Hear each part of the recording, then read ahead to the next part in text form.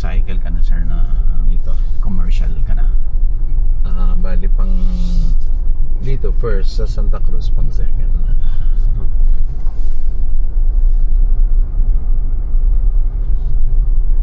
Medyo nagulat din kami dun sa expense.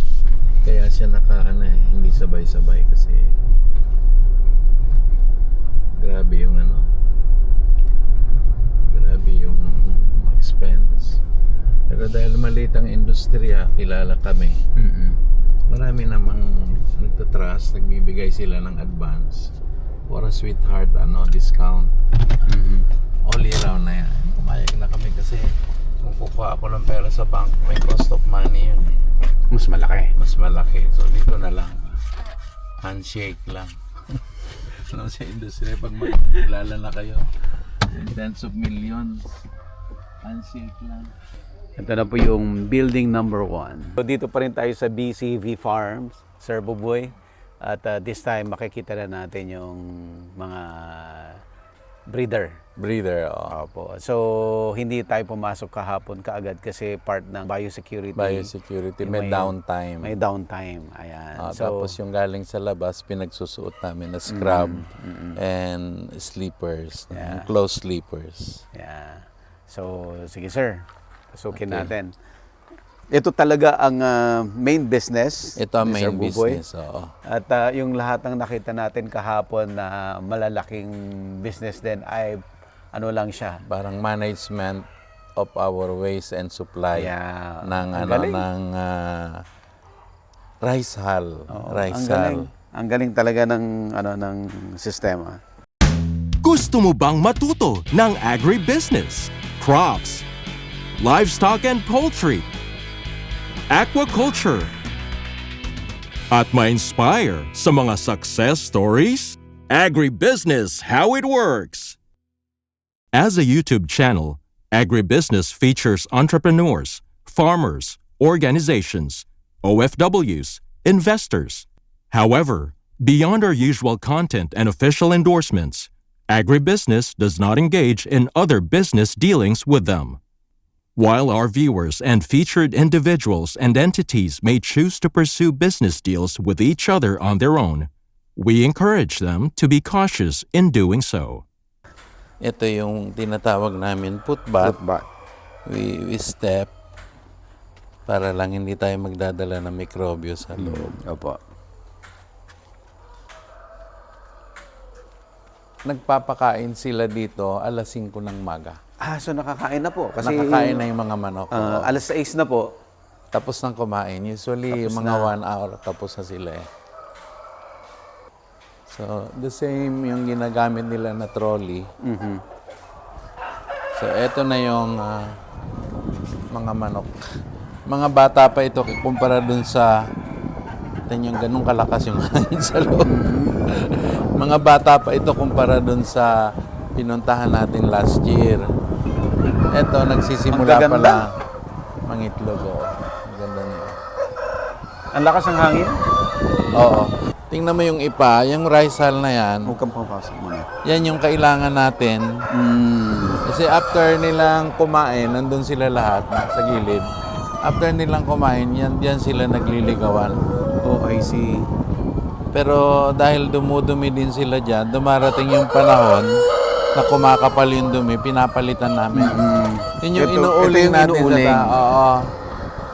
In many farms, waste yan na hindi nila alam kung saan dadalhin. Oh, I see. Kailangan nakaisip nun, Sir Buboy. Oo, na i-manage yung waste. And become a major business na rin. Yeah, imagine that. And then makatulong dun sa Especially sa farmers. Sa farmers, oo. Narinig naman natin yung kwento nila kahapon. Gaganda ng manok. Ang gaganda ng manok, sir. Usually, pag malusog sila, shiny, active sila. Makikita mo yung tandang kasi meron sila yung may palong. Mas malaki yung palong. Mas mapula yung palong, mas active yun. Oh. So the whole day, sir, ganito, nakailaw talaga? Nakailaw. Lights on nila ay alas 5. Tapos lights off nila ay parang alas 5 din. So pinatutulog din sila para minimimik mo yung buhay ng manok sa labas. Parang ganun. Ang critical sa amin dyan yung lights eh. Kasi yung lights na nag-stimulate ng pangingitlog. So nililinisan lagi ang binabantayan. So ito po yung mga pangitlugan nila. Yan yung mga pangitlugan blue na nila. Oh, as early as 5 nangingitlog na yan eh. nangingitlog na. So kukolektahin na yun agad para hindi maabutan ng next na mangingitlog. Oh. So every time and then kuha ng kuha. Kuha ng kuha.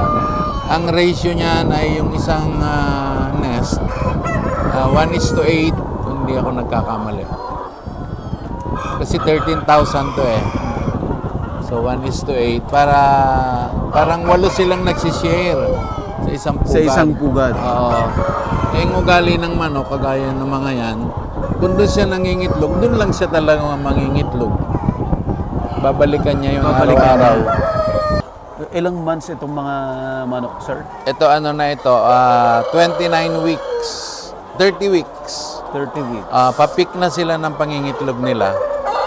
Pag sinabing peak, aabot na yan ng 80 to 86% sa kanila nagbibigay ng itlog araw-araw.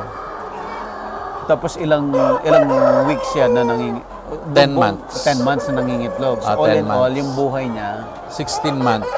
16 months. After 16 months, Kaling na. Tapos medyo repair kami, cleaning. Yon. Ang critical sa napag-aralan namin, ang critical sa mga breeder, yung magandang wind flow kagaya nito, para nakalabas lahat yung ammonia, tapos yung temperature. So the higher, the better. The higher the ceiling, the better. Tapos meron niya meron niyang nilagay kami na insulator ng 4 inches.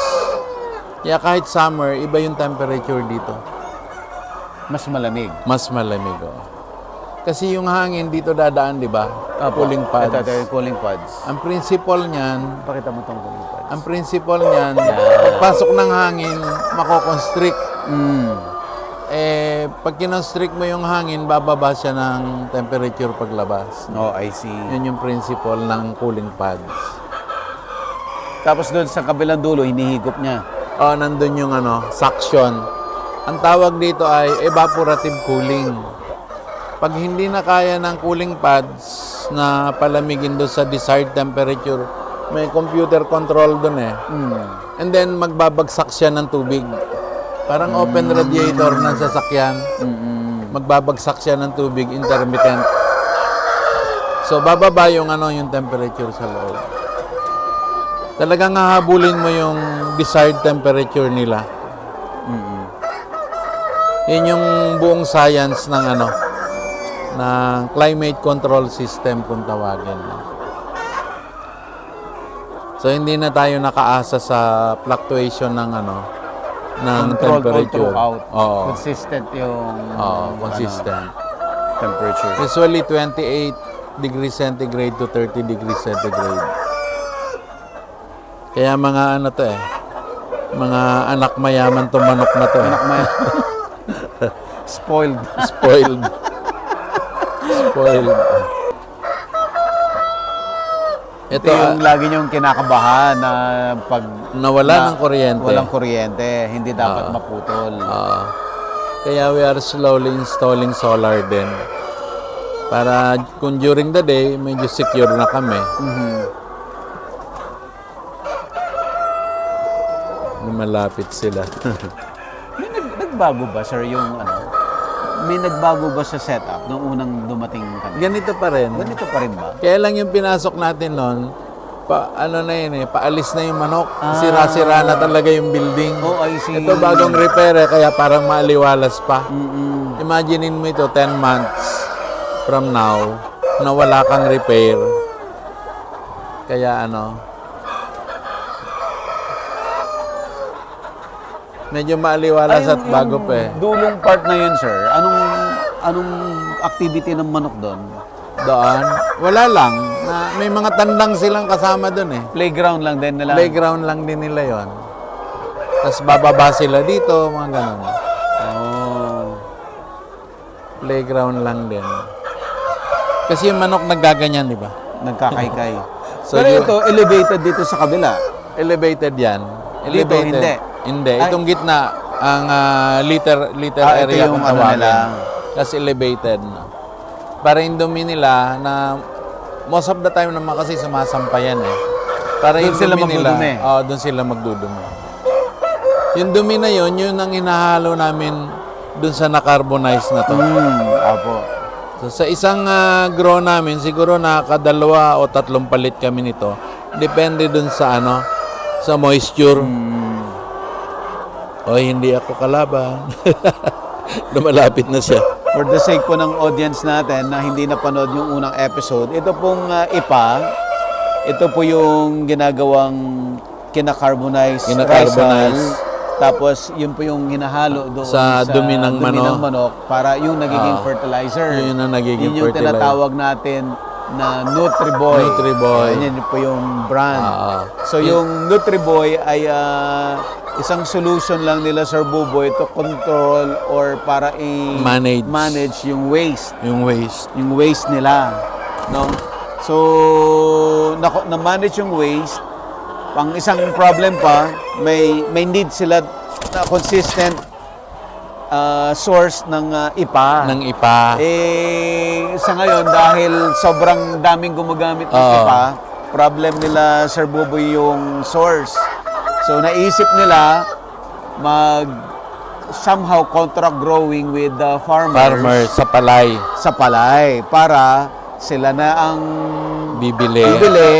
para yung IPA Amin na. sa kanila. At the same time, bagong business yung Bagong business. magiging bigas. Yes. Yan. So ngayon, So, yan.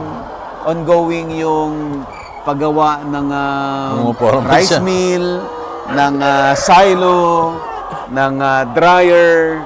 Yes. So, yung mga naisip na solution ay isang malaking business ulit. na lumabas.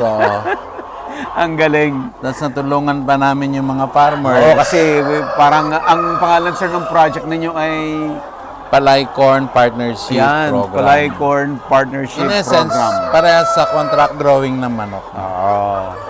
So, parang somehow, parang contract growing din sa palay and corn. Parang, somehow. ganun din. Kasi bibilhin ninyo, Oo. pero protocol ninyo yung gagamitin. Protocol So, namin sa fertilization, sa farm management. May Yeah. mga technician kaming umiikot. So, Okay. na-achieve namin yung natural farming method. Na wala ng chemical, wala ng... So, yung farmers, once na nag-join sila, kailangan nilang i-follow yung protocol. Yes. Nung gagamitin yung Nutriboy, which is ito yung Ito yun. ginawang fertilizer na waste dito sa farm. So, umiikot. Umiikot daw. So, Yun yung sinasabi niyo, sir, na connecting the dot. Yes. If you connect the dots, you also involve the local community dun sa iyong business. Ang galing. Sana, sir, ma-pick up ng mga malalaking negosyante rin. oo. Narinig naman natin yung sinabi ng mga farmers na nag-improve yung yield nila. At mukhang may makaka 8 tons o 10 tons doon sa mga pinuntahan natin. Parang kahit nung una, parang hard to believe eh. Kaya talaga pala, no? Kaya pala talaga. Kasi Considering na the areas ay hindi ito yung rice granary, ha? Hindi Hindi. ito yung well-irrigated. ito yung mga area na nababaha. So yan, nagsisimula na sila magligawan.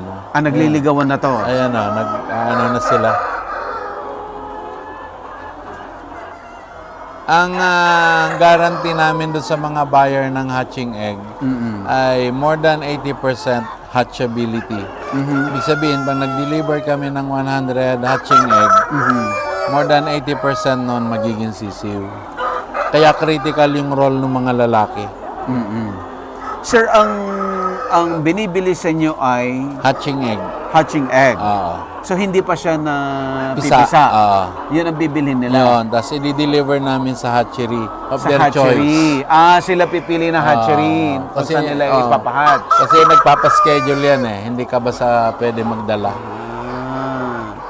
So pwede mo rin maging business ng hatchery, sir? Later on. Grabe. Later on.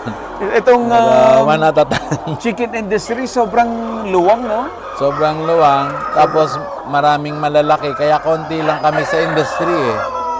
Halos magkakakilala kami lahat. Magkakakilala lahat. Halos. No? Wow. At least dito sa Luzon. No? Halos ka magkakakilala kami. Which is Luzon pa rin ang biggest. Luzon pa rin. No? Pa rin. More than 50% ng market, Luzon pa rin. Luzon pa rin.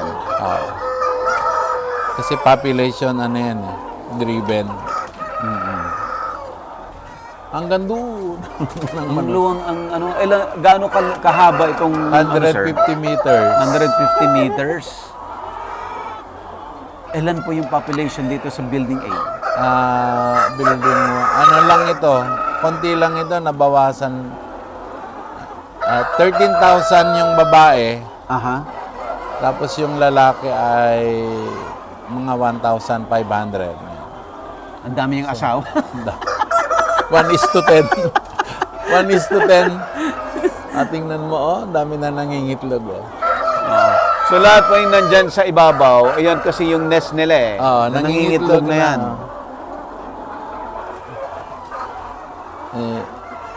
Yan yung nag-create ng revenue ng farm. So as much possible, hindi talaga sila dinidisturb. Para ano, kasi nauudlot eh. Nauudlot. As they grow old, ano sila, yung mas lumalamang na yung pangingitlog sa hapon. Parang gano'n. May mga nangingitlog pa rin. So ang sa itlog hapon. niya, once lang, twice? Once a day. Once a day lang. Every 24 hours pag bata pa. Pero pagka tumatanda na sila, nagiging every 25 hours. So, bumababa na yung percentage mo per day. Pag dating ng 65 weeks ng mga yan, ang record is 50 to 60% na lang ang nangingitlog. So, hindi na siya ano.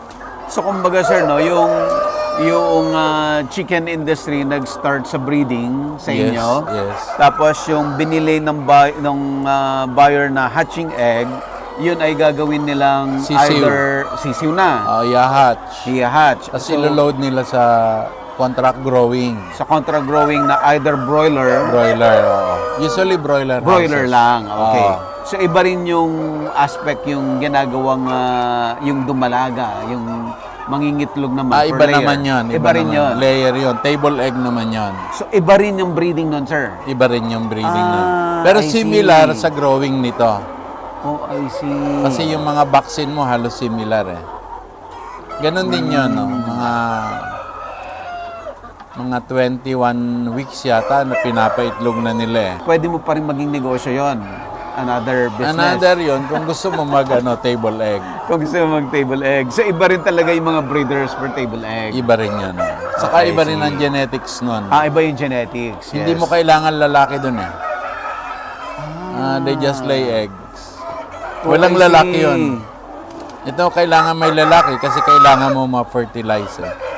Oh, I see. So yung technology for them to lay eggs is already embedded dun sa, Sa genetics. feeds. Genetics saka and sa feeds. feeds nila. Pero yung breeding, kailangan niya rin ng lalaki. Oo, may parent stock sila. Para makakuha ng parents.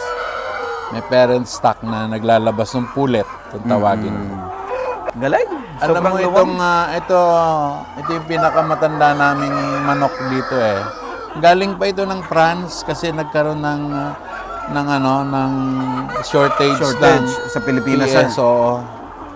So pinlayin ito ng ng eroplano dito, kinuha namin sa Clark. So ikaw pang nag-import nito, sir? Kami pa nag-import nito. Wow. Pero dahil ang layo ng pinanggalingan nila, mataas yung depletion kung tawagin. Kasi una mag-a-adjust sila sa temperature. Pero nung naka-adjust naman sila, ang ganda na. Maganda pa rin kung dito galing talaga yung parent stock. Kasi acclimatize na siya Acclimatize talaga. na siya. Oh. Ito mga ano to French speaking to manok na to. Spoiled. Dumating ito Spoiled dito na sisiw French eh. speaking pa. Sisiw pa ito dumating. May ina-company pa ng mga technician ng France. So, para tingnan ko ilan yung magsusurvive talaga. So, they were na mas maganda talaga kung mas maganda talaga kung dito na i-hatch. Ang galing, no? Kung titignan mo yung chicken industry, sobrang laki, pero sabi nyo, maliit lang yung industry. Maliit lang kami. Kokonti lang yung Players. Pero sobrang laki ng business. Sobrang laki ng business. Imagine we're still importing hundreds of millions of kilos of chicken meat every year. Kulang pa tayo eh. So hindi kayo naapektuhan, sir, nung the imported chicken Hindi versus masyado the kasi local kulang. grown? Kasi kulang talaga. Oo, kulang talaga.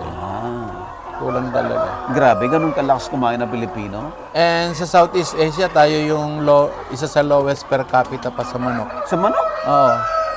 Hindi tayo mataas pa yung ibang Southeast Asian sa atin. Thailand, halimbawa sa Thailand, mataas. Wow. So malaki pa ang iuunlad ng economy. Saka one of the cheapest meat to produce to eh. Yeah. Minsan mas mahal pa yung isda kaysa sa meat ng manok. Totoo. Sa amin nga fast food, diba? Ang lakas nilang mag-consume ng Fast fried food. chicken. Oo. Pero dahil client nga namin isang supplier ni Jollibee, si Joy, Oh. most probably yung mga nagiging nito, sisiw nito na pinalaki, Mapupunta kay Jollibee. mapupunta. Okay, sir. Pwede na. Ito na, malakas. Malakas yung hangin. Malakas yung hangin. Pero ito kadami yung stocks na feeds. Feeds, oo. At ito yung target nyo, sir, na eventually you can produce your own From the feeds. farmers. So. From the farmers. Tingnan mo dahil yung loob, dinidilig namin ng lactic bacteria, di ba yung sinasabi ko? Kaya walang langaw. Walang langaw, walang amoy. Walang amoy. Oo.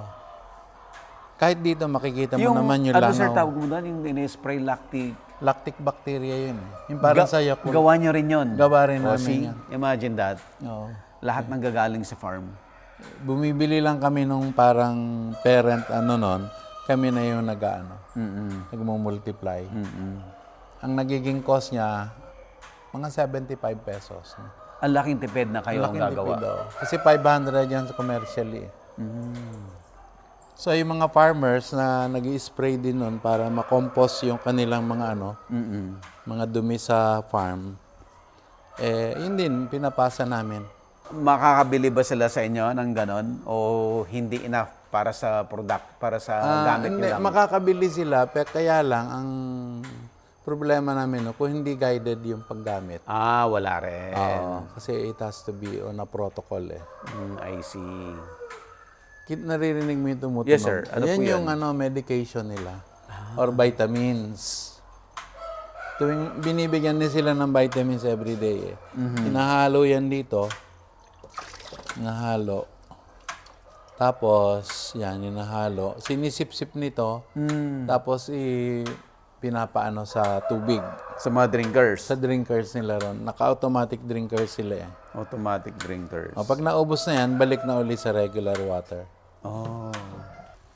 So, hindi na masyadong mahirap magpainom ng manok Opo. at magpakain. Sir, going back to the feeds, pag gaano kadaming corn ang need mo para makagawa ka ng sarili nyong feeds at gaano kalaking plantation yon? Malaki. Etong isang sako na to, 57% nito ay corn eh. Corn, okay. And yung total population namin ngayon nasa 200,000 plus.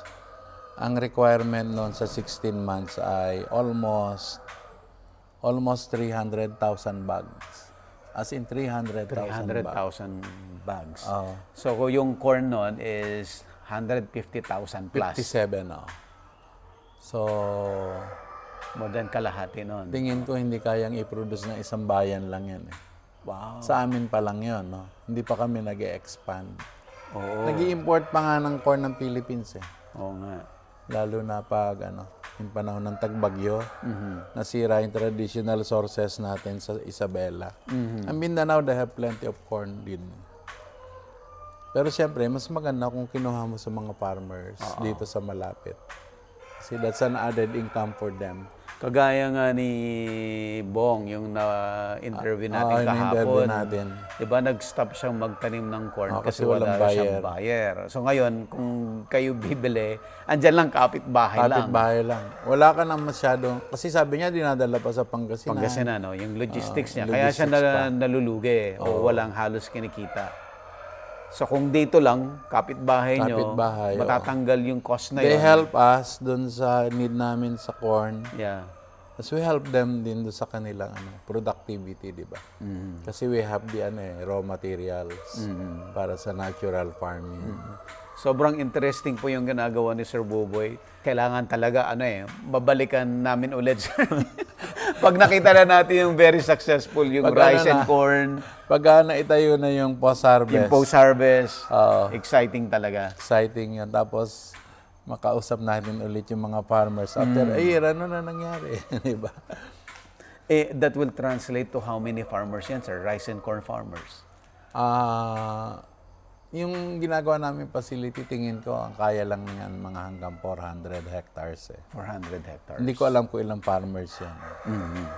Pero nagko-compute kami sa hectarage. Sa hectarage. Saka yung average yield. Kung ang isang farmer ay may 1 to 2 hectares lang, around 200 farmers yun. Around 200 farmers. Madami yun. Marami na rin. Sizable na yan. Mm-mm. Sizable. At saka, talagang magandang template na yon na Yeah. na pwede mo ituro, sabi sa government. We can imitate, or we can benchmark with them, di ba? I think, sir, the solution to the problem ng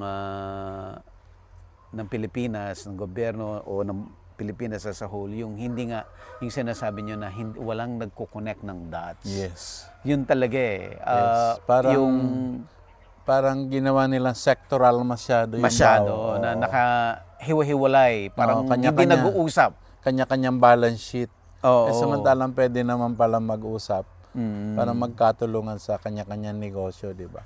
Tinulungan namin si farmers, tinulungan din kami ni farmers, parang ganon. At yung model na to, in one, let's say, In one one community. town nga lang In one town in lang, one town lang, pwede.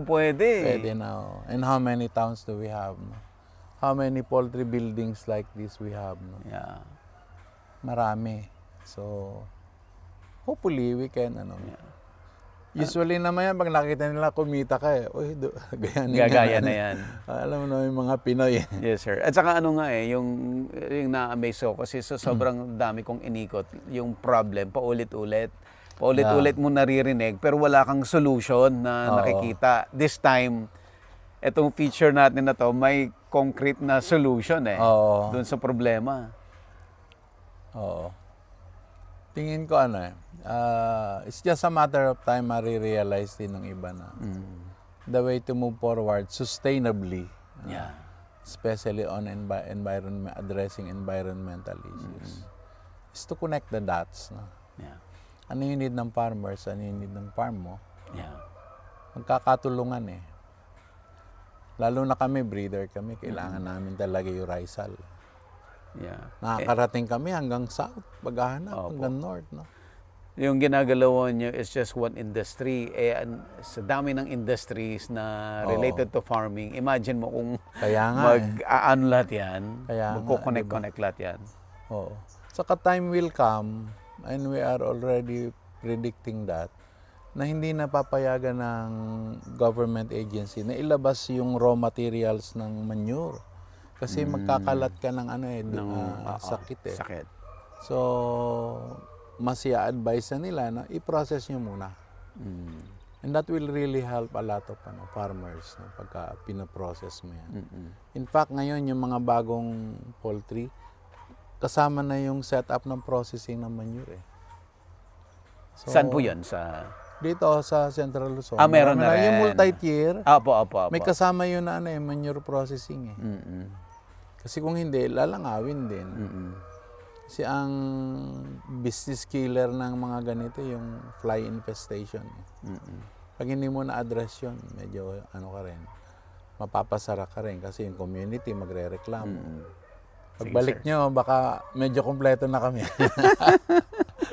Medyo kompleto na yung facilities namin. Nakakatuwa nung unang feature natin, pinag-uusapan lang natin yung breeding ng Breeding, chicken. oo. This time, yung integration Ng community, ng farms. rice, ng corn farming, di ba? Oo. So, susunod, sir. Well, we'll see. Gugulatin tayo ulit ni Sir We'll see Buboy. what industry will come up after this. No? Yeah. Kami, we are just solving yung immediate problem namin. In terms of solving your own problem, nasa ilang percent na kayo? In terms of... Yung sa rice hull namin, I think we have solved that already. Okay. No? Yung rice hull. Yung corn, Corn. we're just starting to to study it. So nagka-canvas na rin kami ng mga equipment. I think yung building namin is already ordered. Bibili na lang kami ng pre-fabricated. Yung dryer, we will see one dryer ngayong Saturday. So one at a time. Then maybe we'll put up silo. Ganun. Yung modern na. Para you have a good fighting chance, especially kung may inclement weather condition. So, si Sir Buboy, pinatunayan niya na sabi nga nila sa business, para mag-succeed ka daw talaga malakas ang loob mo. Si Sir Buboy, pinatunayan niya talaga. Oo. Oo. Talagang... The risk is always there. The risk is always there. But just do your best, no?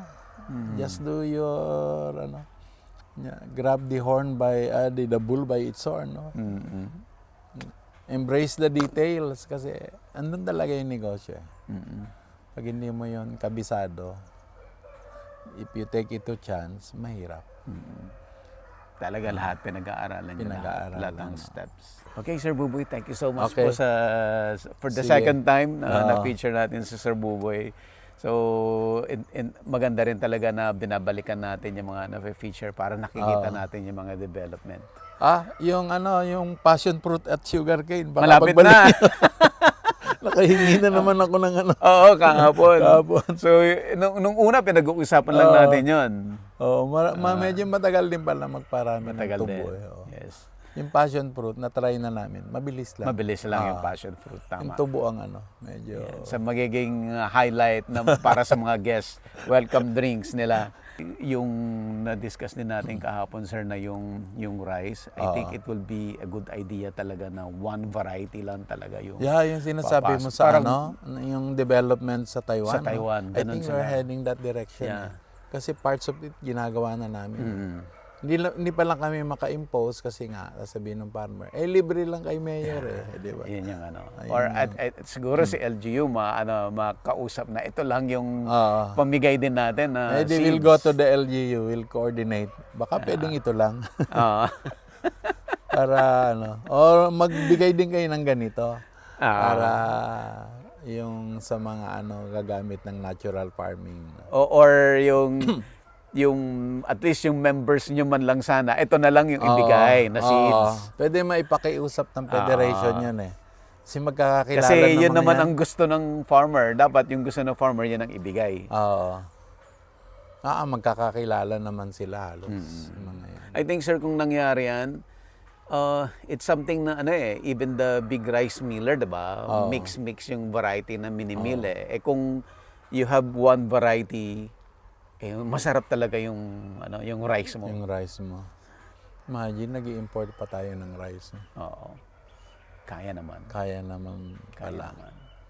And the proper support. Irrigation pa rin siya. Irrigation pa rin is number one. Kung talaga hindi kaya, mag-corn tayo. Kasi nag-i-import din tayo ng corn. Grabe. Malaki rin. Laki. Nakita mo yung silo sa SBMA? Laki nun. Imported lahat yun. Imported lahat yun. Barko-barko dumarating yung Legal yan, sir. Legal. Okay, sir. Sige. Sir Buboy, thank you so much. We go back. Apo. Mag-breakfast na tayo. At malayo pa yata ang biyahe nyo. Doon lang po sa Candelaria, no? Candelaria. Sir, nung nag-start ka, na-envision mo na ganito kalaki yung business mo? Hindi. Hindi. Hindi. Then along the way, lumalabas yung idea. Hindi, kasi yung mga nag-a-advise sa akin, sabi nila, always think of scale. Kasi Okay. yung the business is on the numbers eh. Okay. Pag hindi ka naka-scale, inefficient, no? Hindi mo maximize yung iyong Or hindi kumikita. hindi kumikita. No? Saka may mga problema kang hindi mo masosolve, parang gano'n. Naniwala naman ako. Totoo nga naman. No? Then I started in Santa Cruz. Mm-hmm.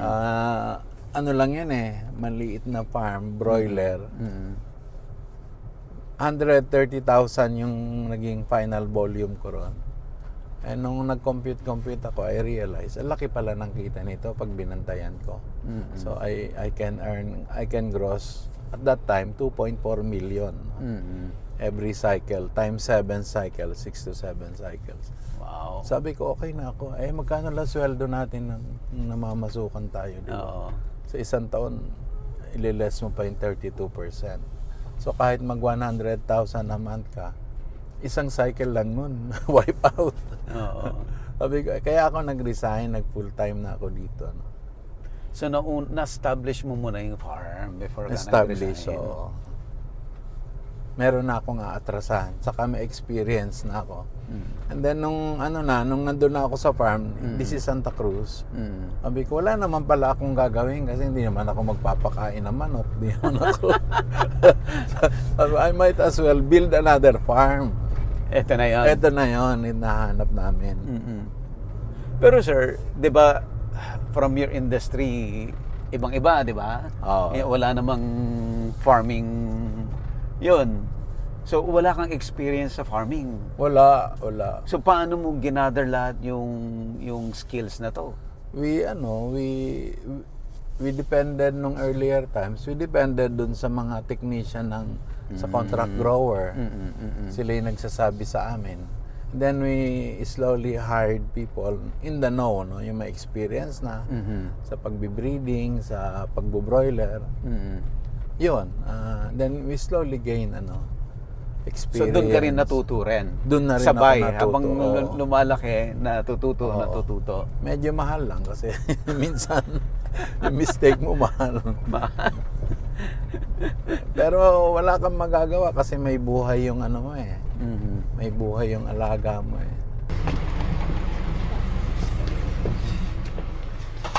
Sir Buddy. Yes, sir. Padalang kita nung sample price namin. Na bubus ng farmers. Saka ito. Cheap lang. Thank you, sir. Thank Hindi you, kita sir. mapapadala nito. Opo. Marami pa kayong pupuntahan baka Opo. masira. Thank you po. Sir, thank you. Agribusiness, how it works. Instruct, inspire, succeed.